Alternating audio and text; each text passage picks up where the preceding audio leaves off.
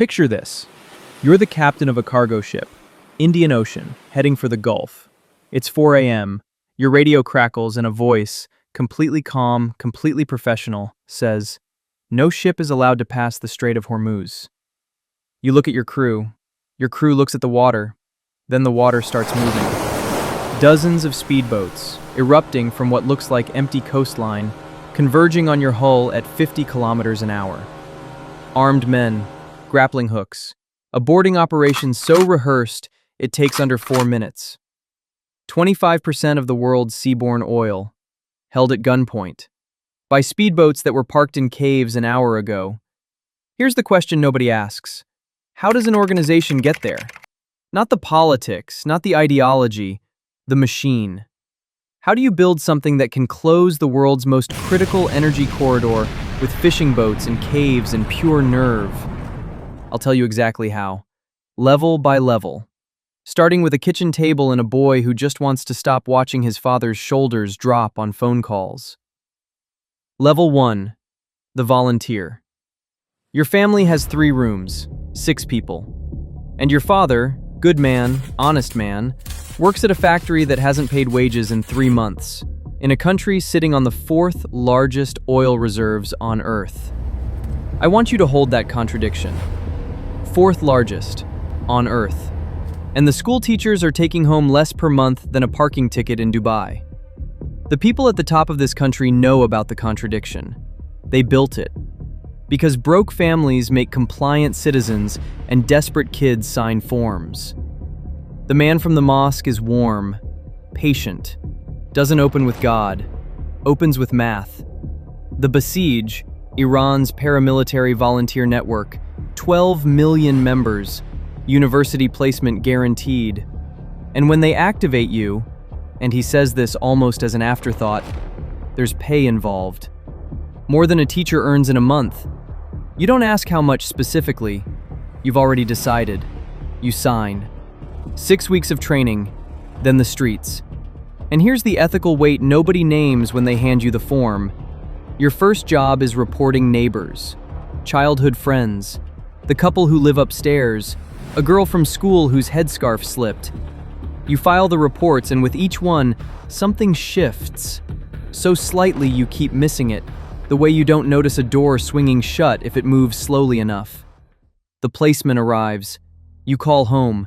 Your father's voice does something it hasn't done in 2 years. It lifts.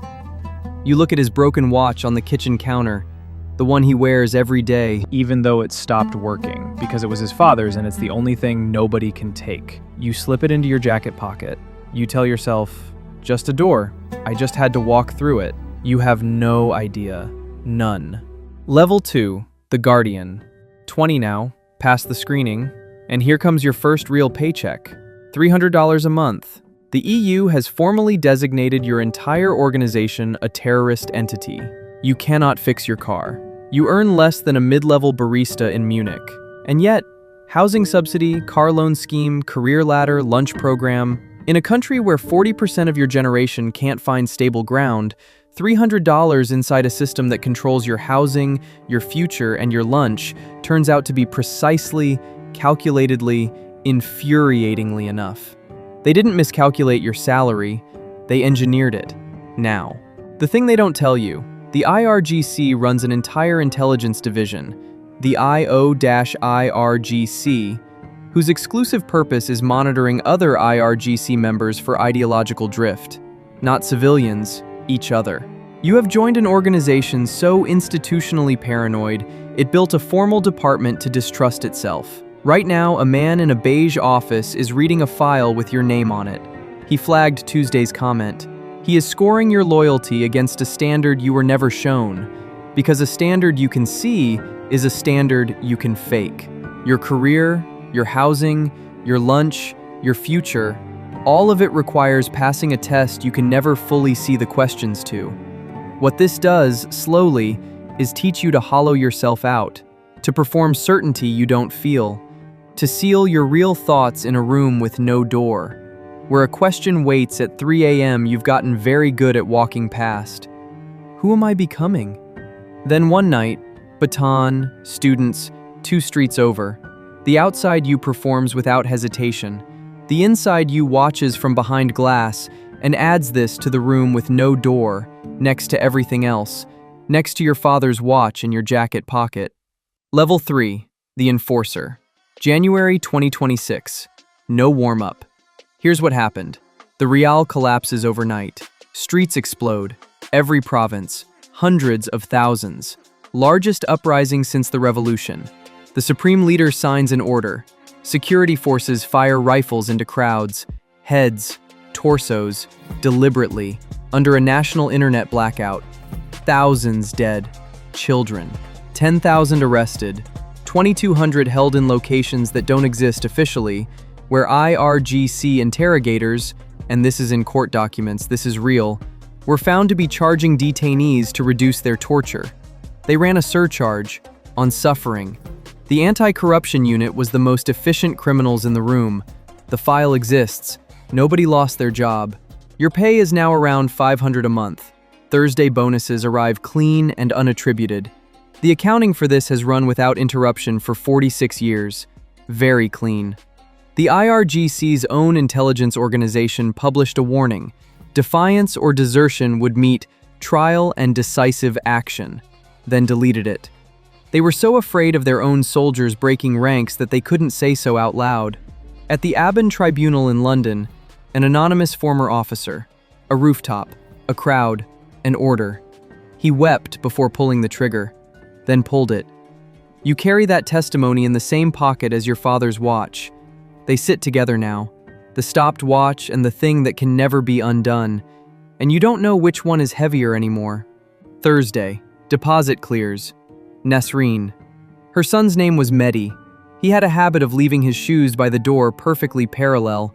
She'd teased him about it his whole life. January 3rd, 22 years old, unarmed, killed when agents opened fire from inside the besieged base gates. She asked for a memorial permit. 40 people. T. His name said out loud. Phone call. Calm voice. Permits take time. His shoes are still by the door. Perfectly parallel. Nobody calls. This is not an oversight. Level 4. The administrator. That call to Nasreen took 4 minutes. Then the next one.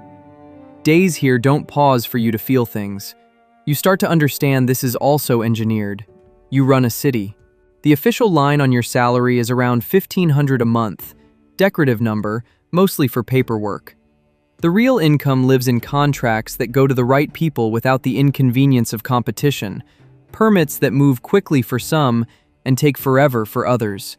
Infrastructure margins so deeply embedded that the people in the room stopped examining them administrations ago. Here's the story that tells you everything about this level. A private meeting. 2025. Senior IRGC commanders with the supreme leader. The recording leaked because everything leaks eventually, usually through the corruption it describes. And these men, the machine's own enforcers, are eating each other. One officer's son photographed in a watch worth 4 years of a soldier's salary. Others' children spending $20,000 a month.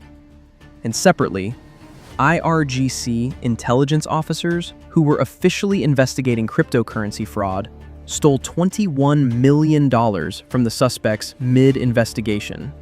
The anti-corruption unit, the best criminals in the case. Khamenei protected the most powerful of the accused. The tape vanished from state media within the hour. Iran's finance minister, being publicly impeached on live television, looked straight at the camera and said, mid-destruction, going down in flames, "I cannot stop smuggling because who controls the ports?" Silence. Everyone in the room knew. The country watching knew. "That's you. Your daughter's 7. She asked what you do. You said you helped the city run." She went back to drawing, and the simplicity of her acceptance sat in your chest like a stone you couldn't put down. Level 5. The Empire Builder. Right. Let me tell you about Khatam al-Anbiya, Seal of the Prophets. That's what they named it. With complete sincerity. An 800 company, 0 tax, 0 audit, 0 competition military conglomerate. They named a sanctions-busting smuggling empire after a sacred Islamic title, and nobody in the room apparently found this awkward. They own dams, ports, 5G networks, pharmacies. They smuggle roughly 25 million liters of subsidized diesel out of Iran every single day. Which is why Iran, a nation built on oil, experiences fuel shortages and blackouts. The people guarding the fuel are selling the fuel. This is the business model. In 2004, the IRGC deployed armed vehicles onto Tehran's brand new international airport runway on its opening day and shut it down. The contracted operator was a commercial competitor of an IRGC-owned business. They closed a working international airport to eliminate a competitor. Publicly, in front of everyone. And nobody could touch them. The following year, investigators found a secret airport near Karaj, operational for years, zero customs, zero oversight. The people stopping smuggling had built themselves a private smuggling terminal. And then, and I want you to really appreciate this, the IRGC has a secret space program. In 2020, they launched Iran's first military reconnaissance satellite from a base the world didn't know existed. On December 28, 2025, the night before the protests erupted, they launched 3 more simultaneously. People who couldn't afford bread were about to fill the streets, and the machine was putting objects in orbit. As a statement, Ahmadinejad called them "our dear smuggler brothers," publicly, on record. They ended his career so completely, he ended up posting conspiracy content online. Iran's conspiracy community, not a gentle crowd, thought he'd gone too far. Your income at this level isn't a salary, it's an architecture. Shell companies in Oman, shadow fleets, a maritime registry 2 doors down from a pizza shop in the Cook Islands handling dozens of sanctioned tankers. Your son is in private school in Dubai. The machine eating Iran is funding his education. You pour the tea. It's excellent tea. You stopped tasting it about 2 years ago. The Strait. For 30 seconds, I want you to be on that cargo ship. It's before dawn. Gulf of Oman. Your radio crackles. Then, movement in the water, fast, low, coming from what you thought was empty coastline. What you didn't know is that the IRGC has carved cave networks directly into the Iranian coastline. Hundreds of fast attack boats sitting in the dark, invisible to satellites, invisible to radar, maintained and ready. In 2015, they destroyed a full-scale mock-up of a US aircraft carrier using 100 of these boats at once. Filmed it, broadcast it, wanted everyone watching to understand what they were practicing. On March 2, 2026, they used it for real. The strait closed. Complete control declared. Sea mines across shipping lanes, drone boats hitting tankers, armed speedboats boarding vessels, and, this is genuinely extraordinary, the IRGC started charging toll fees. An organization designated as terrorists by the United States, the EU, the UK, Canada, Australia, Argentina, Ecuador, and Paraguay was operating a toll booth on international waters and collecting rent from the global economy. The shadow fleet ran through all of it. Hundreds of tankers with spoofed GPS, false identities, conducting ship-to-ship transfers in Malaysian waters before delivering to China. Iranian oil moving while the world's legitimate shipping sat frozen. The result? The worst energy crisis in modern history. And inside the machine simultaneously, the aerospace commander allegedly abandoned his post, while his soldiers described their missile launch missions as near suicidal. Some frontline units reportedly had 10 bullets each. IRGC personnel refused to transport wounded regular army soldiers to hospital despite facilities being available. 10 bullets. No ambulance. No commander. The machine at its most powerful. And its most rotten. Level 6. The Shadow. You haven't cried in 11 years. You noticed this 3 years ago on a Tuesday and filed it under things not examined in daylight. This is what the long game does. It doesn't take your feelings. It relocates them somewhere you stop being able to reach. You exist in 17 cities simultaneously, and none of them. The Quds Force is a franchise. 5 to 15,000 people, handpicked, running Hezbollah in Lebanon, Houthis in Yemen, militias across Iraq and Syria. Same training, same weapons, same funding structure, same plausible deniability. Corporate discipline. Ghosts' fingerprints. Before October 7th, 2023, the IRGC trained hundreds of Hamas and Islamic Jihad fighters in urban assault tactics. The manuals they used were captured from the Israeli Defense Forces and the United States military. They trained Hamas to fight Israel using Israel's own playbook. Some facts just need to be said plainly and then left alone. In London, a random man, 50,000 euros, told it was a business dispute. His job was to walk past a news building and clock the security. A terrorist attack was to follow. No ideology required from him, just rent money and a building to look at. That's your operational budget's smallest line item. The consequence of getting this wrong is Soleimani, on a tarmac in Baghdad, because someone inside the most ideologically screened institution in the Middle East gave up his flight details. Mossad contacted 100 IRGC commanders before the February strikes. The question at 3 a.m. stopped being operational a long time ago. Now it's just, which face? Which room? You coordinate Hezbollah fighters who earn more monthly than IRGC soldiers do at home. The proxies eat better than the architects. This creates a resentment that ideology was specifically designed to prevent, and increasingly cannot. Your daughter is 8, learning to read. A message took 3 days to reach you. You don't know which books. You reach into your left jacket pocket and touch the watch, and you think about the general who disappeared in Istanbul, who walked away from all of it, and you wonder if he can taste his food. Level 7. The Architect. The dollar started dying, and nobody planned it. Iran closes the strait. Ships pay in yuan because yuan is available, and in a choke point, available beats sanctioned every time. Saudi Arabia, which quietly stopped pricing oil exclusively in dollars in 2024, accelerates. The dollar's global reserve share hits a 25-year low. Deutsche Bank sends clients a note. Petro-yuan era beginning. The petrodollar, Kissinger's 1974 handshake with Riyadh, the invisible architecture of 50 years of American dominance, cracking. Russia profits. China profits. Iran, which caused it, can't collect a cent. It's blockaded by the same war that closed the strait. The machine accidentally broke something enormous, while just running, the way it always runs. 100 IRGC commanders contacted by Mossad before the strikes. The walls have had ears for years, and the question is no longer if, but when did they start listening, and to what? Defections mounting in Isfahan and Tabriz. Field units reporting breakdown in communication with Tehran command.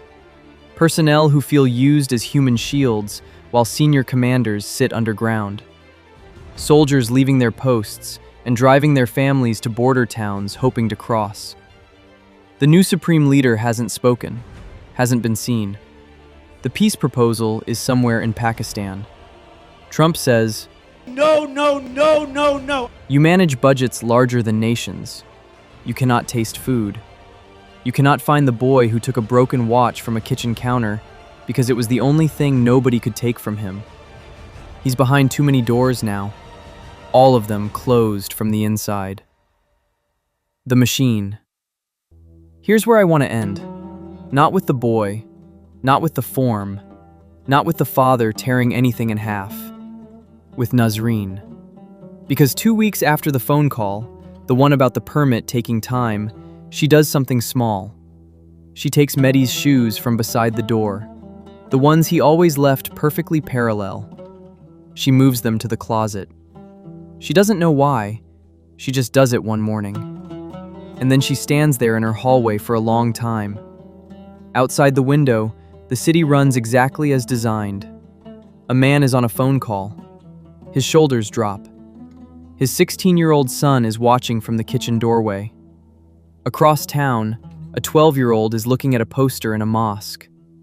Somewhere over the Indian Ocean, a Shadow Fleet tanker is running with its GPS transponder turned off, carrying Iranian oil to a port in Malaysia where it will be relabeled and delivered to a Chinese refinery. In caves along the Iranian coastline, speedboats sit in the dark, ready. In an undisclosed location, a supreme leader who hasn't yet spoken is deciding when to speak. And in Isfahan, a soldier has left his post, put his family in a car, and is driving toward a border town. He doesn't Know if there's a way through. He's going anyway. This is The Machine in May 2026. Not defeated, not victorious, just running. The way it has always run. Finding the boys, filing the names, closing the doors, collecting the tolls, launching the satellites, hiding in the caves. And Nasreen moves her son's shoes to the closet and stands in the hallway. And the city outside her window runs perfectly. That's the whole story, right there. No ship in every type is not allowed to pass from Strait of Hormuz till next notice. This is Sepah Navy, out.